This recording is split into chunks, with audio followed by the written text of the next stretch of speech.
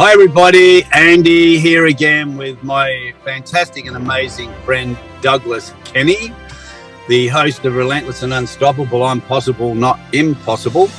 So, as I say before every interview we do, how this all started was the coaching I did with Doug started over 6.5 years ago. His transformation of who he is now to what he was, from being over 300 pounds to down to 195, to an entrepreneur running 5 social media platforms and inspiring people's lives. We're up to writing our 3rd book together about the journey.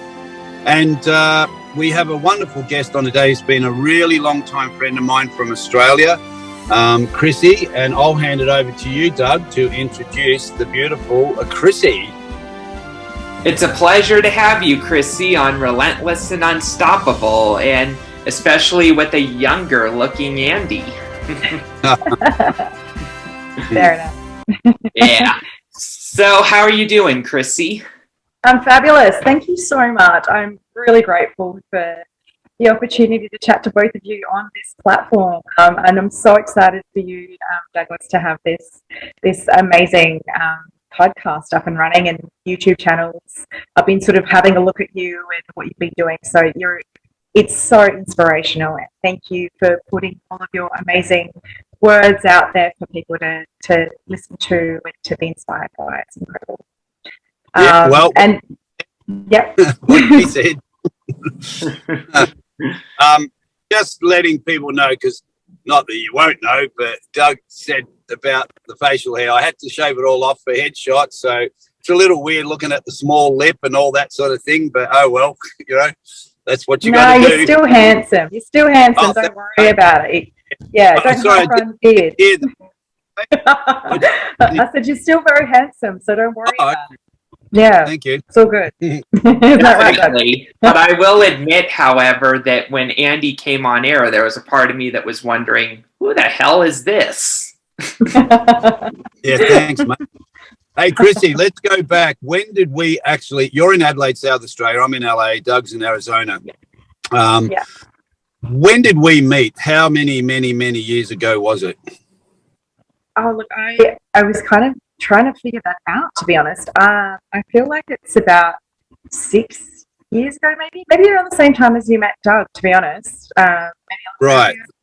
Because you also introduced us as well around the same time. So okay. Doug and I, yeah, okay. And look, just to let everybody know, obviously, a lot of people know I coach and mentor actors, and that's how we sort of started, a bit of coaching and mentoring. And so you can tell the story of what happened to you, and this transformation that we like to talk about when we're interviewing actors, because acting it's a wonderful career, but it's also a really tough career. It's very uncertain. You have to change pretty much your whole lifestyle around. And those actors, God bless them, who are working all the time, that's great, and I love all my friends who continually work all the time.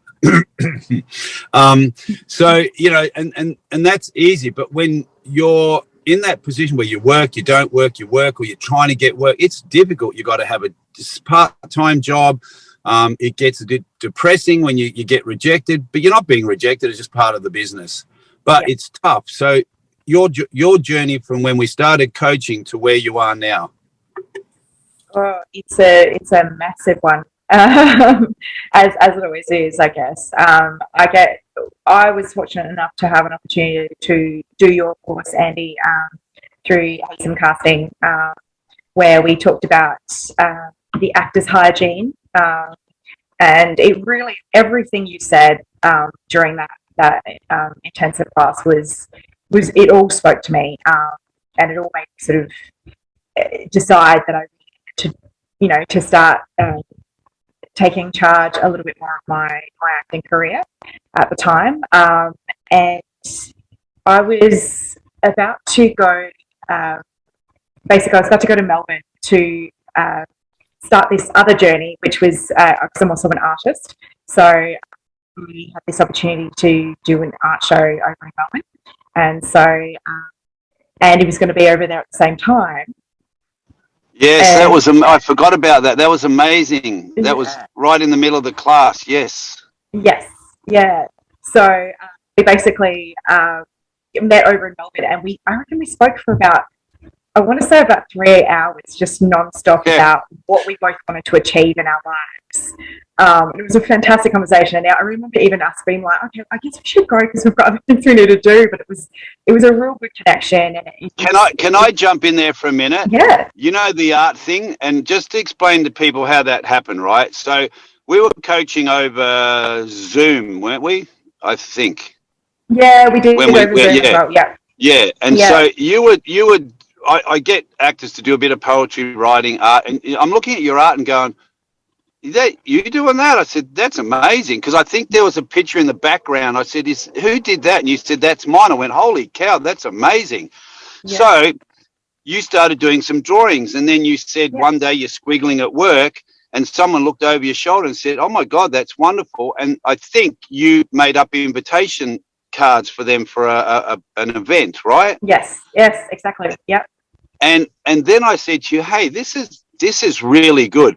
Why don't you do some more, get all your stuff out and do an event?" And it was like, "Oh, I don't know anyone." You rang me back 24 hours later and said, "Found someone."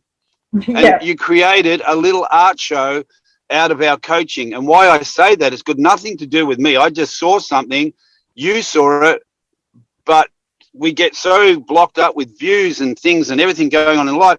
And then you created this little art show that came out of coaching for acting. Yeah.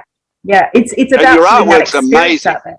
Thank you. Yeah. It's a huge passion, and it always has been, but I've always, put it aside as just something that I do.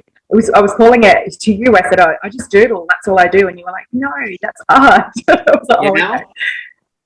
Just Yeah. to bring up for the record, Kryssie, from what it looks like, you might have the potential to recreate the Sistine Chapel. Wow. Hey, yeah. Not too late. Yeah. That's it. Definitely. Hey, you can do whatever you want, can't you? You just have to keep going. Yeah. Keep going and believing in yourself. And it was, Yeah. a lot of that was the coaching that I got. And with the person that I actually ended up connecting with, and that did come out of nowhere, he's actually my amazing uncle. He's actually my second cousin, but I call him Unky Muck. So Malcolm Berry is an artist. He's an incredible artist. And we connected. It was just out of nowhere. But it sort of, I think because I did kind of put it out there, and Yeah. and he asked me to be part of his art show. So it was sort of this. I was a guest artist on it, and I had So cool. Yeah, he's an international artist, and he does some incredible work. And he was like, "I'd love you to put in 8 pieces." Uh-huh. And I think I talked to you, and I said, "Oh my, how am I going to ever put 8 pieces together? This is crazy." That's amazing. So, yeah, and I did it. It was just literally continuing to do it every single day, and just one line here, like this pen actually, surprisingly enough, that I've got it in my hand with me enough. But it's this is one of the pens I use because I use ballpoint pen to draw my art. Yeah. And and I just piece by piece put it together, and it really inspired me. But it also, alongside my acting journey, helped me to rediscover my creativity, and I got back into more theatre, and I've done, I've non-stop worked in theatre for the last sort of 5 years, which is, it'd been such an incredible journey as well. And then through that, I've done film projects, again, through the fact that Andy said, you've got to really figure out what do you want. Keep working on stuff, keep really, trying to make those connections and talking to people. And so I did. And it doesn't always work out how you want. Like you want to be an actress, you still are, but you and you're going to tell more in a minute, but you did things that were already waiting for you to do them, but because we're so busy with these views in front of us, we get so wound up in something that there's things sitting on the side that, we go, oh my God, and then you do it and go, oh, why? How did I not see that? But my personal view is, okay, I'm a coach. I don't particularly think that I don't think I'm a brilliant coach. All I am is I don't give a shit, I tell you. If I tell Doug will tell you, it's like I want you to do that, Doug, and if it doesn't work, okay, you do something else, right?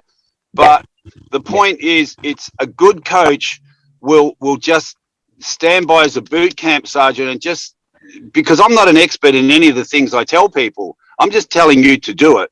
And Doug's a perfect example. Like, his transformation over the last 6 years is just blowing my mind, you know?